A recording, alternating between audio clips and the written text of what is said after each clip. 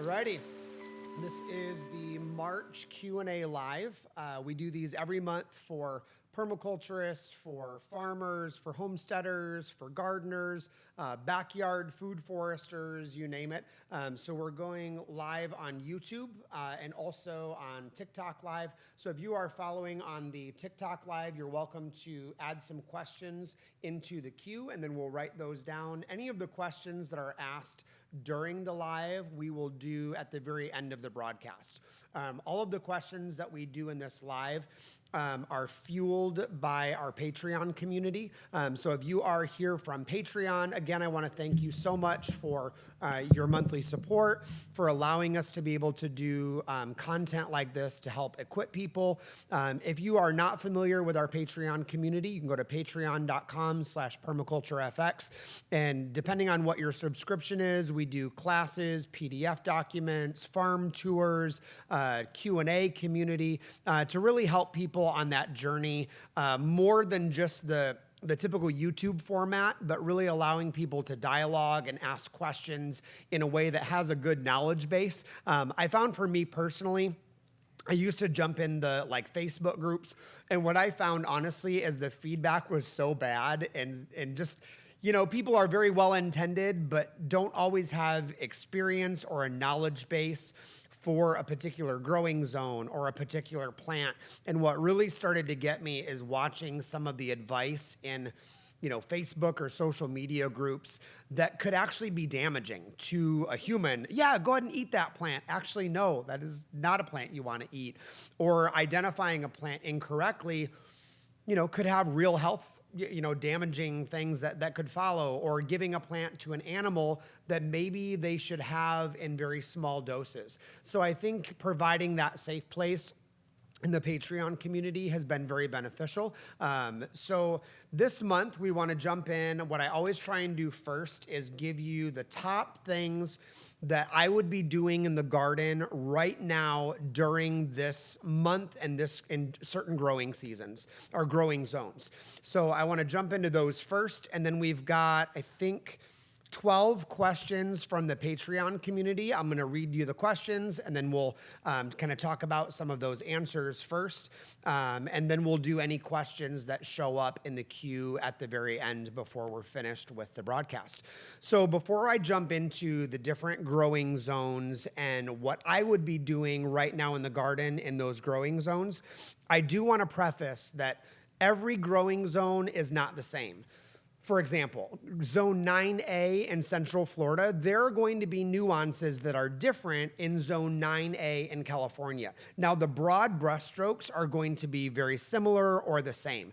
But just because you are Zone 9 doesn't mean everything that I say to the T is going to be applicable for you and your particular microclimate. So even Zone 9A here in Central Florida, if I go 5 miles down the road, there are certain things that could be very different for them just down the road. So for example, I have higher elevation on my particular site. So what that higher elevation does is we don't get hit with the frost as much as someone that might be down in the valley. And so we're able to kind of press our zone a little bit and try some Zone 9B, some Zone 10A things, whereas other people down in the valley may not be able to do that for their particular site. So when I go through the top 3 things for Zone 3 through 8, keep in mind you should always check with local resources that are around you in your geographical area first before just jumping in and doing something. So 3 things that I would be doing if I lived in USDA zones 3 through 8 right now. The first thing that I would be doing is getting my compost ready. Now, if you're in zones 3 through 5, you're probably not putting compost on your fruit trees, berry bushes, and nut trees just yet. But zones 5 and 6, so for those of you that are in Kansas or Missouri or Tennessee, you've already got spring bulbs coming up, the eastern redbuds are blooming, the dogwood trees are blooming, so you are ready to go to start adding that compost to the soil.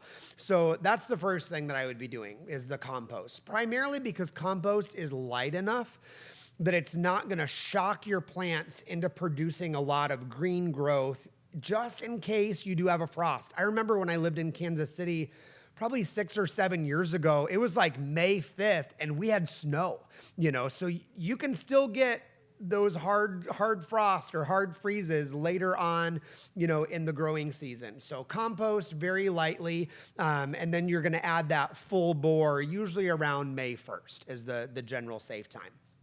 Second thing that I would be doing in USDA zones 3 through 8 right now in the garden would be the last call on fruit tree pruning.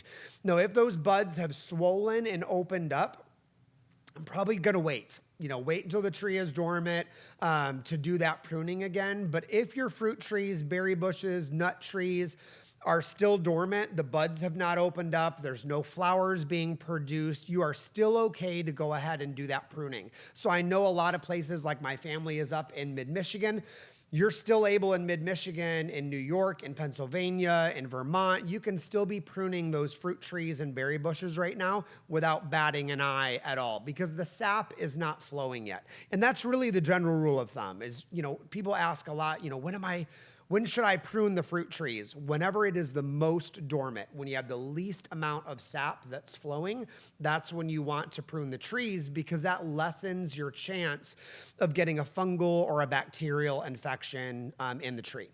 So the third thing that I would be doing right now in USDA zones 3 through 8 would be dormant planting. Now I know the fun thing to do on Mother's Day is to take mom plant shopping, and it's so tempting to buy those fruit trees when they're in full flower and they're looking, awesome and lush, but that's one of the worst times to plant the trees, because all of that plant's energy are up top trying to produce lush growth. The energy is not going to the roots, which is actually where you want the energy of that tree to be going when you first put it in the ground. So USDA zones 3 through 8, get those trees in the ground right now. This is a great time to be doing it. So you could be doing peach, you could be doing plums, apples, pears, gooseberries, currants, elderberries, raspberries, blackberries, all of those things in USDA zones 3 through 8. Persimmon, another great thing to be putting in the ground right now in that USDA growing zone range. So again, if you're in USDA growing zones 3 through 8, composting, last call on pruning, and then dormant planting of your fruit trees. So those are the 3 things that you should be focusing on. Personally, I did live for most of my life in those colder climate zones, but I've been here in Central Florida for a hot minute. So I'm in USDA zone 9B. So if you are in zones 9 through 11, here's what we're doing right now. First, number 1 is blood meal, blood meal, blood meal. So blood meal is very, very high in nitrogen. So that's going to give you that good green push of new growth this time of year.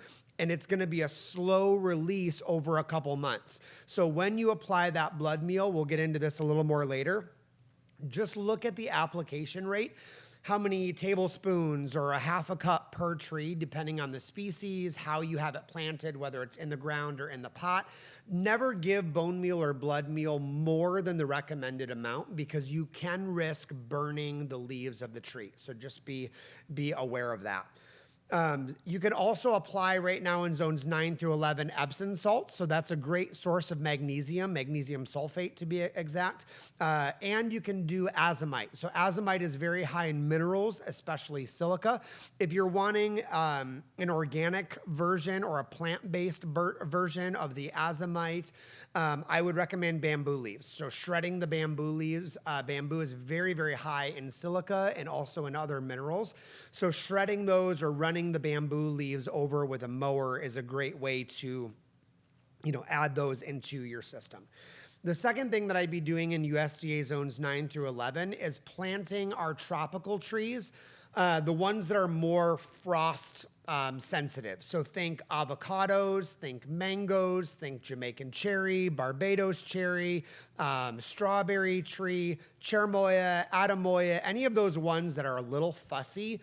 Between now and, really May 1st, this is the best window to get those in the ground, because you want them to root in and have the next 8 or 9 months to get a strong root system established before it gets cold. So this is really your ideal time. Now, can you plant avocados, mangoes, strawberry tree, all of those things later in the season, yes, absolutely. Probably up until July, August, or September. However, that's not the best practice. Best practice allows for those trees to really be able to root in very, very well before they go into their dormancy. Third thing that I'd be doing right now in USDA zones 9 through 11 is this is the last kind of time to do your winter chop and drop remains. So things like Mexican sunflower or Napier grass or banana leaves or vetiver or, whatever, any of those that didn't die off over the winter, but you want to trim them up, make them look a little pretty before the growing season starts. Now is your time to do that. It's getting warmer now.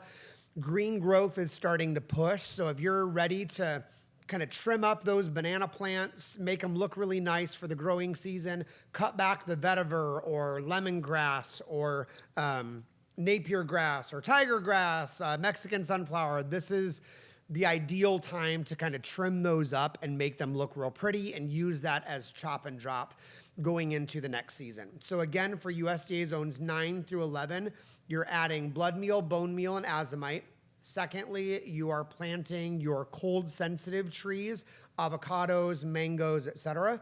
And number 3, you're doing chop and drop with any of the remaining winter biomass accumulators, things like banana leaves, vetiver, Napier grass, or Mexican sunflower. So that's kind of the summary right now. If you're wanting a more detailed list of what should you be doing with animals in the food forest, what should you start from seed, what should you be transplanting, we have a free gardening calendar every month. It's at permaculturefx.com. The link for that is in the bio, and so that is free every month. So there's no crazy gimmicks. You can just go to the website, click on your growing zone, and that will give you some good broad brushstrokes of how to jump in into your own property. So I want to jump in now to the Q&A. So every month, the Patreon community sends in their questions of things that are just on their radar for their homesteads. Now, the Patreon community, we have some that live in Norway. We have some that live in Florida, California, Michigan, Missouri. So people are kind of from all over. So these questions are not going to be USDA zone specific, although I will try and mention along the way, what growing zones these questions could be applicable for. Now, if you do have additional questions, you are welcome to paste those in the comments. And if there is time, at the very end, we'll get to any questions that are listed in the comments, but I'm going to answer the Patreon community questions first. Excuse me. So question number 1. So this is more in relation to USDA zones 9 through 11. Is if I'm planting moringa from seed, is it better to do this directly in the ground or in a pot first and transplant? Now, personally, I don't have great luck on most sites growing moringa directly from seed in the ground. It's a lower germination rate. It's harder to keep the moisture consistent without rotting the seeds. Squirrels will end up getting in there, digging the seeds up. So for me, that has not been the most successful practice. I get a much better germination rate starting them and then in pots and putting them in the ground. So what I typically do, strip the seeds out of the moringa pod, take the individual seeds and take off that white papery coating, soak them in water. I add a little bit of probiotics like BioAg overnight. And then the next day I go ahead and I plant them in tiny pots. And then once they get to be 12 inches tall, I put them in the ground, and then I'm G to G. I'm good to go. For me personally, that's been my best germination rate and success, has been putting them in pots first and then transferring them into the ground. So plant whole pod in the ground. Good question. So no, I don't plant the whole pod in the ground. Open up that long pod, take out the individual seeds first, and then put those individual seeds in pots. Question number 2, if I'm growing moringa in a smaller space, what are your thoughts on fertilizing regimen, how to chop them and prune them, etc.? So when you're growing moringa in a smaller space, now moringa you can do in a suburban backyard. Personally, I don't think moringa makes a very pretty tree. I think they get very lanky. In hurricane season, they do tend to break. They blow really, really easily. It's a softer wood. And then honestly, in the winters, they're bare naked and they just look stupid. So personally, I use moringa primarily as a chop and drop. So there's two ways that you can go about this. Either one is called pollarding, where you have one central lead, 3 or 4 feet tall. So imagine my arm is that 3 or 4 foot central lead. And then you have a few branches at the top that you cut off. An example of this is how people often prune a crepe myrtle, which I think looks stupid, but it is functional for moringa. So you get that strong central lead and then you're cutting on the top. Now on that method, it's gonna look visually more appealing because you get that upright, formal upright style. However, you're only gonna be chopping it and dropping it or chopping it and drying it about 3-ish, maybe 4 times a year. The alternative is coppicing. So that was pollarding. Coppicing is where you cut it off 4, 5, 6 inches from the ground. And then in that type of a method, it does look dumber because it's like almost like a bush.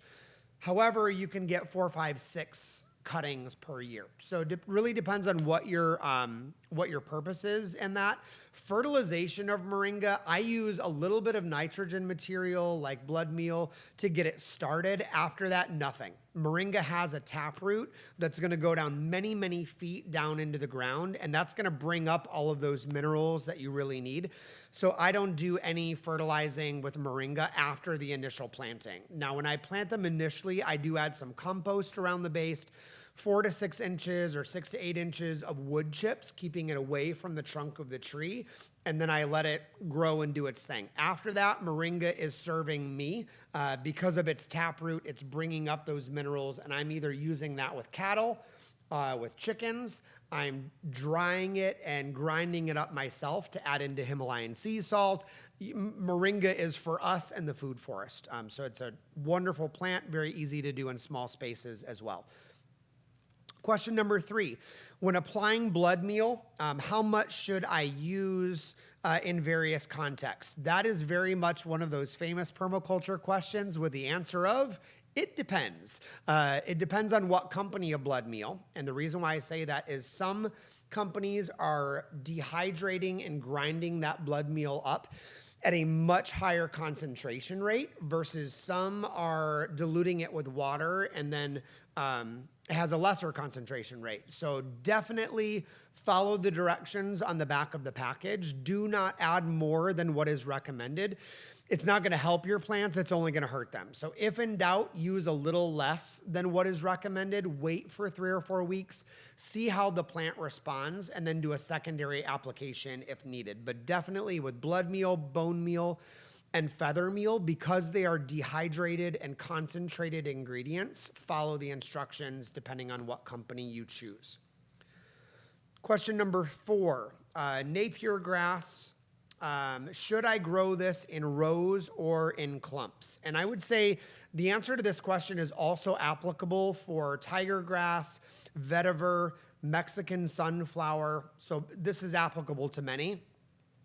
It's not gonna really matter if you do it in rows or clumps. To be honest, the 3 things that I would consider are number 1, how close is it to the animals that are gonna be grazing on it? So if it's better to do it in a clump in the middle of the pasture, let it hang over, let them eat it to the ground, great. If it's better to do it just outside of their fence to where it's kind of hanging into their pasture to where they're not eating it all the way down, then do it in a line on the edge of the pasture. So how close is it to animals would be number 1. Number 2, how close is it to the fruit trees that you're using it for chop and drop? Beloved, I am lazy.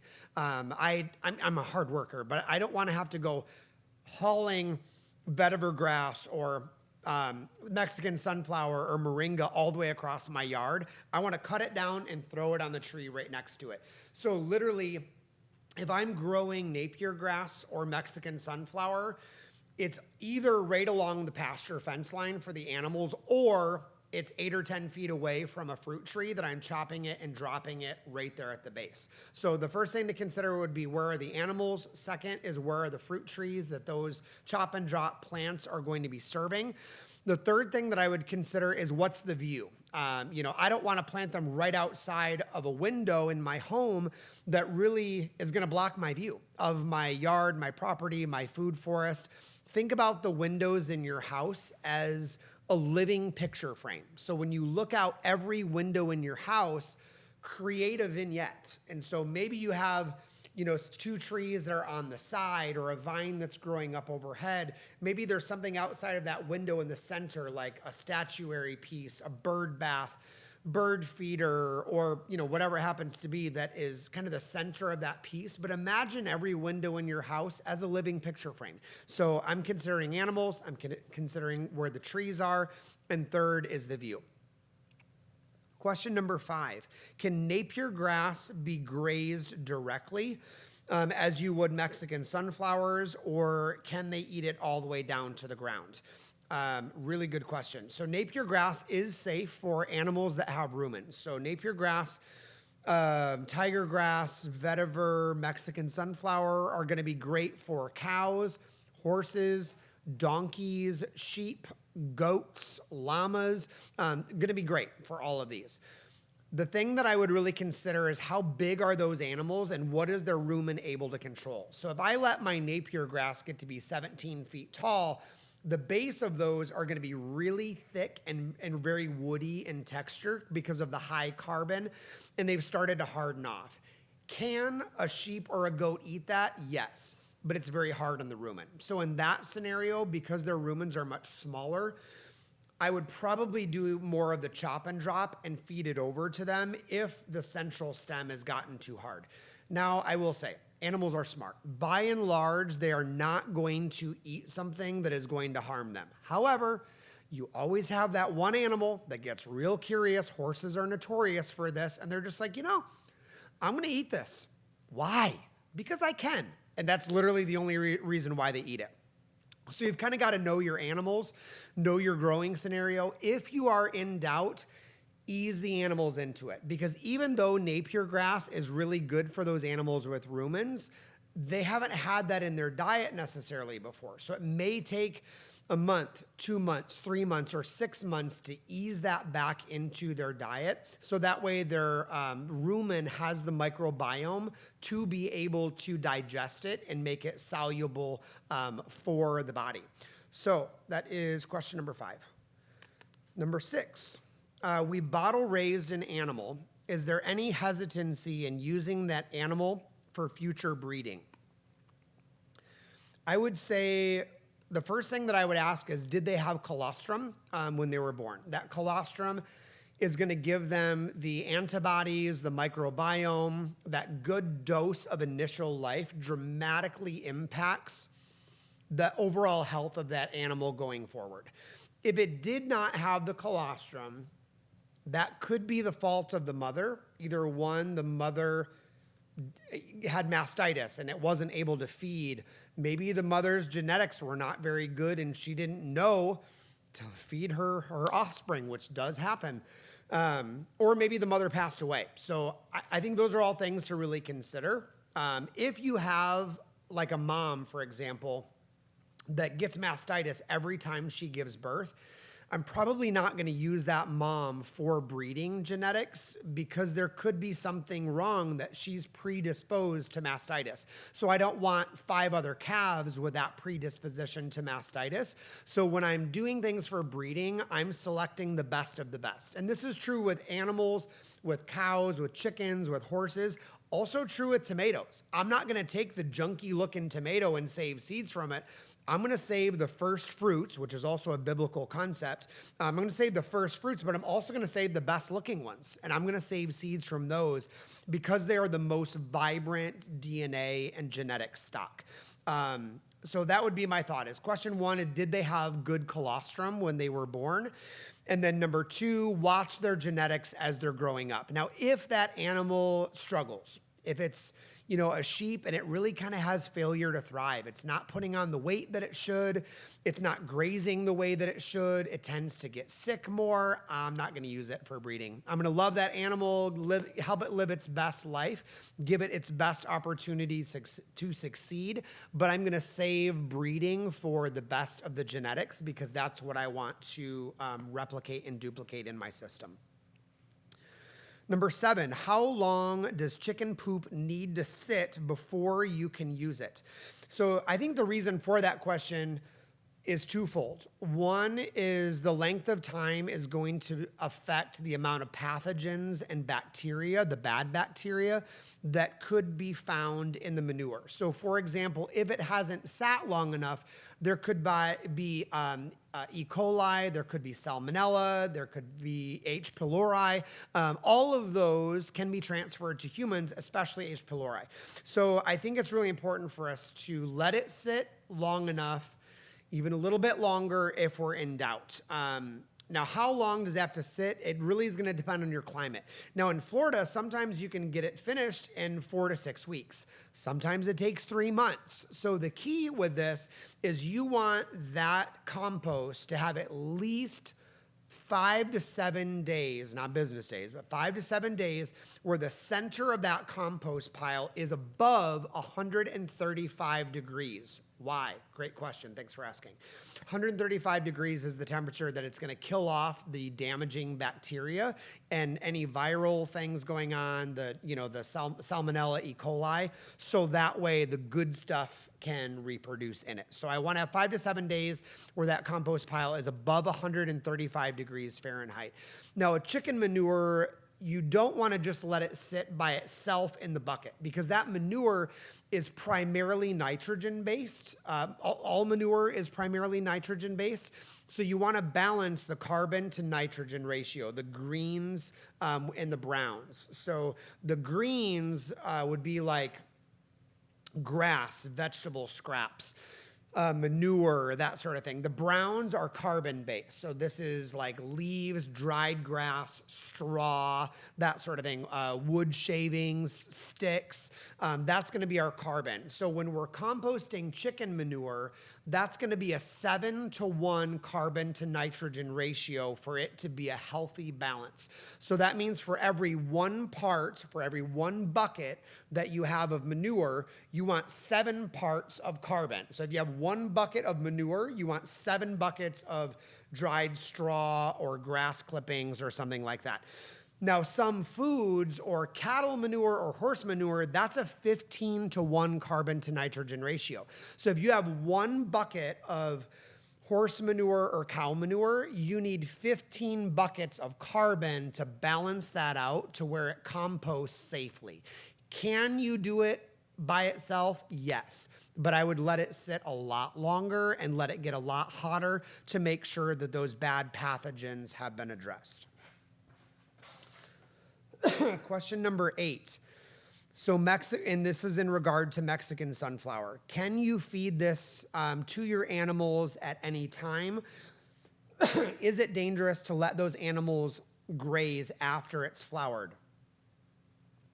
I think the reason why this question is being asked is because there are some plants like sun hemp, for example, that the chemical constituents in the plant change once it's flowered. So for example, sun hemp. So this one can get to be 9 feet tall within a couple months. Once that flowers, there are certain chemicals in it that can actually really damage the animals, especially in the seed pods. So once it's produced a flower in a seed pod, you don't feed the sun hemp to cattle, to livestock, or to sheep. Mexican sunflower is not one of those. So Mexican sunflower is totally fine to let them enjoy it and eat it at any age. I love Mexican sunflower when it flowers. It's pretty. It's a great pollinator. It's one of the last bloomers of the season. So it's great for those honeybees, the native pollinators, because it's kind of their last hurrah in the season. Now, if you're in USDA zones 3 through 8, your alternative to Mexican sunflower for biomass would probably be Jerusalem artichoke or sunchokes. Some people call them fartichokes because they do make you real gassy.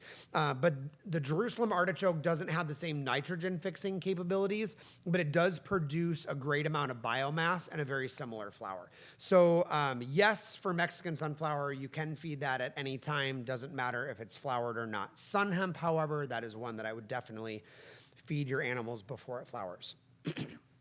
Question number 9. Does Mexican sunflower have nodules on the roots like most of the Fabaceae family, beans, peas, or legumes? No. So generally speaking, most of the species that are going to fix atmospheric nitrogen into the soil are going to be in that Fabiaceae family, so beans, peas, and legumes. So the way that those work is the nodules on the roots are basically, think of it like an Uber driver for a rhizobia microbe, and the byproduct of that root nodule, the Uber driver and the rhizobia, the byproduct of that releases nitrogen into the soil. Generally speaking, that has to take place when the plant dies, when it's chopped and dropped. So when you cut it off at the surface, those roots have a natural die-off and they release that nitrogen, kind of like if you were to have a Roth IRA in banking. You don't get to touch it for a long, long time, but then at a certain time, you finally get access to that Roth IRA and it releases the finances with interest. That's really what it does with the nitrogen fixing in most beans, peas, and legumes. Now, there are a few species. Mexican sunflower is one, the daisy tree, Montanoia grandifolia. That's another one that even though it's not a bean, pea, or legume, it still does use the process of nitrification to interact with the rhizobia to release the nitrogen into the soil. The other thing with Mexican sunflower to consider is there's a lot of nitrogen in the green leaves. However, you have to bury the green in order to get the nitrogen in your soil. If you just chop and drop it and leave the green exposed to the elements, that nitrogen is going to be released back into the atmosphere because there's a lot of nitrogen up there in the air. It's going to be released back up. So if you want that nitrogen in your soil and you want to be doing the nitrogen in the ground and sequestering that carbon in the ground, chop it, drop it, and then bury it over with a little bit of dirt, compost, or some wood chips, and then you get that back down into the soil where you want it. Question 10, a lot of Mexican sunflower questions this month. So are Mexican sunflowers alleliopathic? The answer to that is kind of yes. The other side of that question, first of all, what is alleliopathic?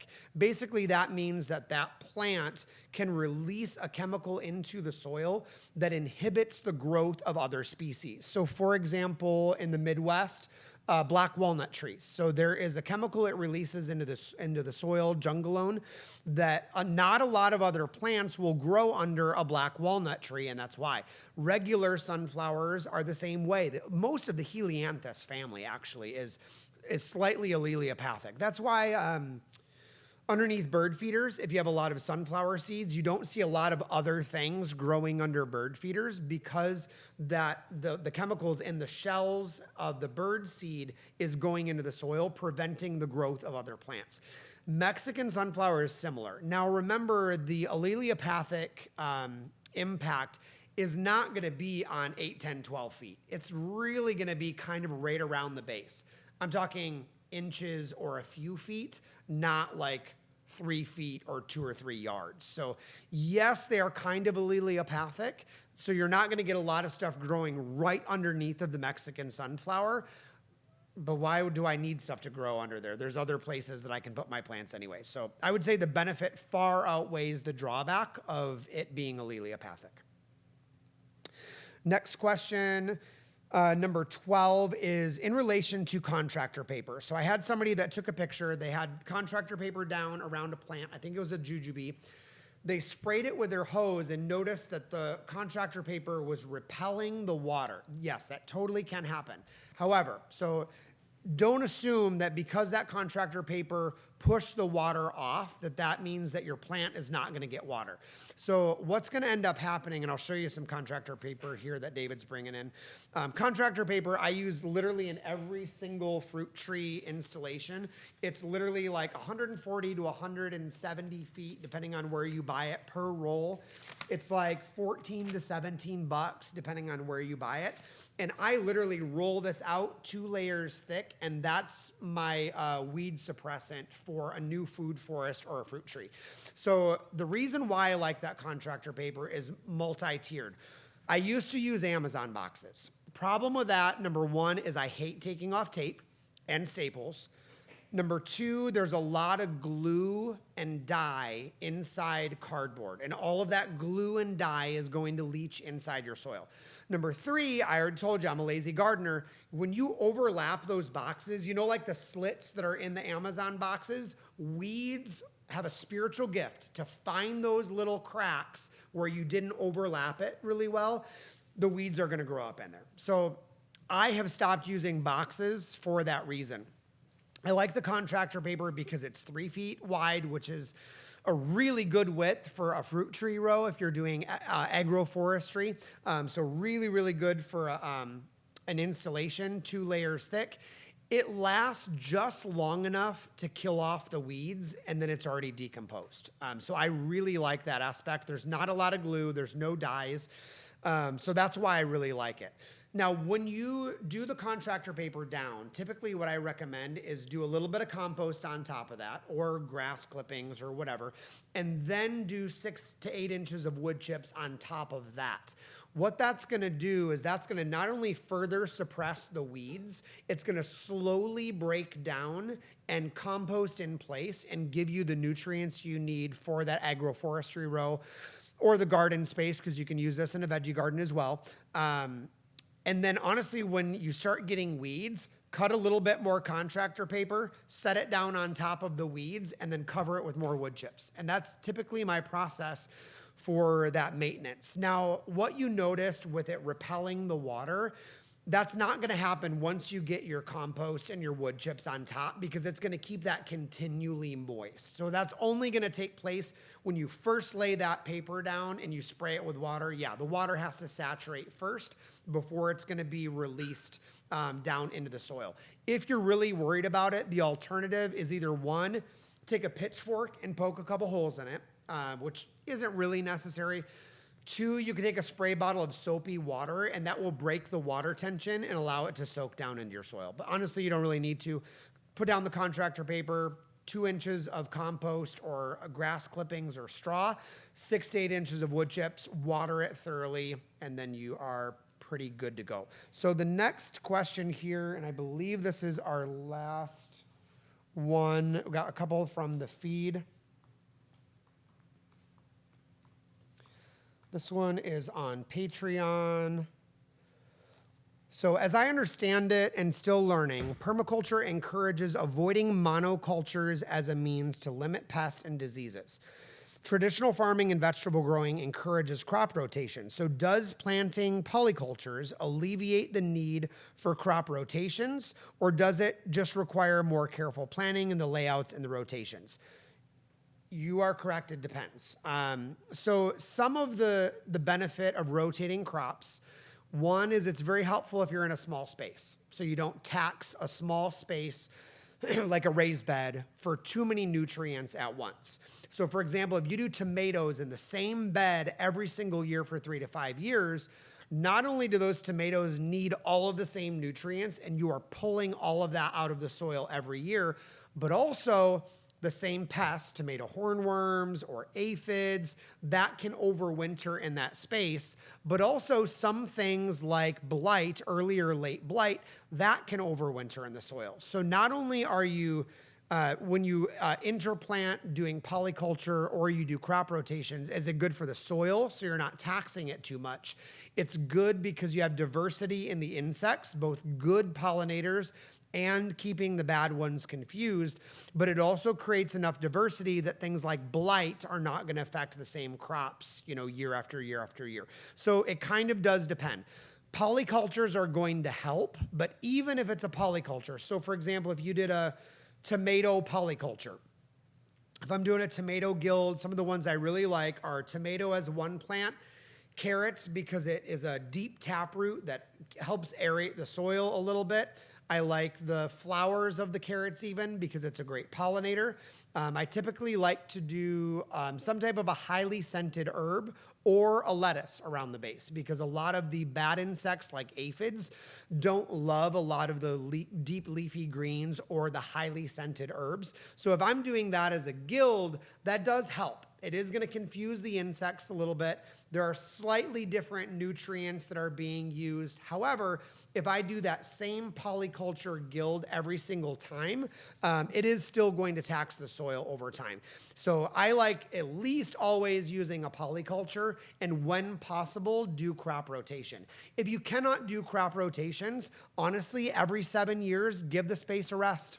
You know, if you've got a garden, every 7 years, give the garden a rest, give the soil a rest, give yourself a rest. Throw some beans, peas, or legumes down and walk away, let it grow all summer long and just let it rest. So, couple of questions here. So just went to a biochar workshop. How much biochar for a new agroforestry row? So generally speaking, I do about a half a gallon to 1 gallon of biochar around the base of every fruit tree, if you're leaving it in chunks. The key with biochar is surface area. So science tells us, math tells us that those big chunks, there's only so much surface area available for those microbes initially. If you want to maximize that surface area, grind it up into a powder, and then that will spread 10 times the distance. So you might get 10 fruit trees in with the biochar powder versus 1 fruit tree with the chunks of biochar. So that would be kind of thought number 1. So how much for a 30 or 40 foot agro row? That depends on, are you using the chunks or are you using the powder of it? And you'll always get more bang for your buck if you inoculate that biochar before adding it to your soil. So that's a huge thing. The other thing I will say, this is mildly controversial, but it's just real. A lot of times when we buy biochar, we are buying really overrated charcoal. The way that you tell the difference, Geoff Lawton has a really good video on this. Geoff Lawton is one of the father figures in permaculture. And I can get into the science of this. We could look at it sometime under a microscope if you want. So basically what biochar is you take something that you're burning and you cut off all of the oxygen. And here's the key, you let it continue burning and smoldering without the oxygen. And what that does is it burns out all of the oils. So think about it like this. If you were to take a sponge, soak it in olive oil, all of those holes and pores are still full of oil. So you're not adding in nutrients into that because the pores are still full. So what biochar, the gift that it gives, is that's like not only rinsing out that sponge, getting all the oil out, also letting it dry, and then soaking it in probiotics. And then when you let that sponge go, it is loaded with all of the stuff that you've added in. That is real biochar. So charcoal is basically the black stuff. You've burned it in a process, but it still has the oil content. And so if the oil content is still there, that charcoal is not going to become a host or a housing unit for all the things that you're adding because there's no room at the end, so to speak. So the way that you tell, if you take a piece of biochar or charcoal and draw on your hand, it's going to leave a black mark. If you run that underwater and kind of rub it off and it washes off fairly easily, that is biochar. There's no oil. So if it's charcoal, you're going to write it on your skin, hold it underwater, rub it, and it's going to stay on your skin because it still has oils. The oils in that biochar are leaching to the oils on your skin, and it's not wanting to let go, so you've got to use soap as an emulsifier and scrub it off. So when you buy your biochar, even if it's from someone that you know, love, and trust, still check and see, is this biochar or is this charcoal? Now, all that to say, I would still probably use it even if it was kind of more on the charcoal end because it's better than nothing. And over time, the oils are going to release and it is going to be good. However, the real danger is one, not only are you not housing all of those microbes that you want, the danger is charcoal will massively affect the pH of your soil. That is a big deal, as in it can kill plants because that charcoal, I mean, you know, charcoal, it's extremely, extremely far in that direction. So you want to make sure that you're not swinging your whole soil pH out of balance. So that's my biochar rant. So next one, I have chickens, cows, etc. What order do I graze them? So I like to start with bigger animals, specifically those with ruminants, going on down. So if you have cows and horses, I like to do them first. Now, first reason is they're going to be eating mostly the grasses. They are grazers. So they're eating the grasses, things lower to the ground, or soft stemmed greens that are easily digestible. They have more soluble fibers that are in them. So the reason why I like that, one, is it kind of opens up the space, makes it a little bit more light and airy. Two, the compost is very, very rich, very, very much full of nitrogen, ammonia, which also takes longer to compost in place. But here's the other reason, because as soon as those animals poop, the cows, the horses, the donkeys. By the way, if you want a donkey, I got donkeys. I'll give you a donkey. True story. I have like 29 that we need to get rid of, and I will shamelessly give that plug here. So the bigger animals go through first. The reason also why I love them to go through first is because the flies are going to be attracted to that poop.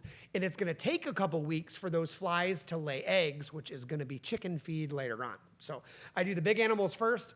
Next, I want to send in my mid-level species, sheep, goats, those smaller animals, because they're not really grazers, they're more foragers. So they're going to eat more sticks, more stems, the harder stalks.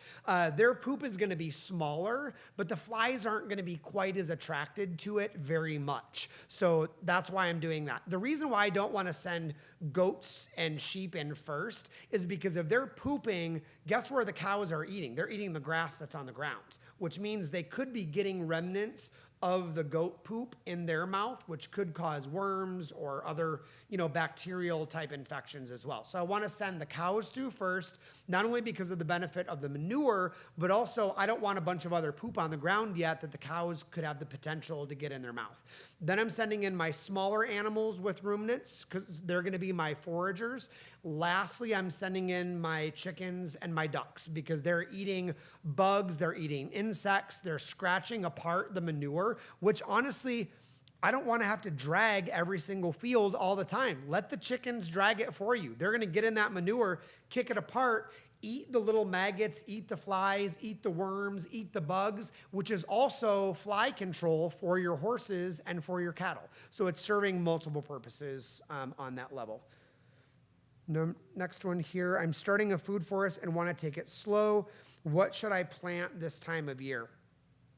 I would say if you're wanting to take it slow, I would get your nitrogen fixers and soil builders in first, and then follow that with your longest term fruit trees that take the most amount of time. So for example, if you're in the Midwest and you're doing nitrogen fixers, this time of year, I'd be doing winter pea, I'd be doing cow pea, I'd be doing snow pea, all of those kind of things. Hairy vetch, crown vetch are good to get in the ground by seed. You could also do white or Durana clover or crimson clover right now as a frost seeding. They're not going to germinate for a few months, but it is a good way to frost seed.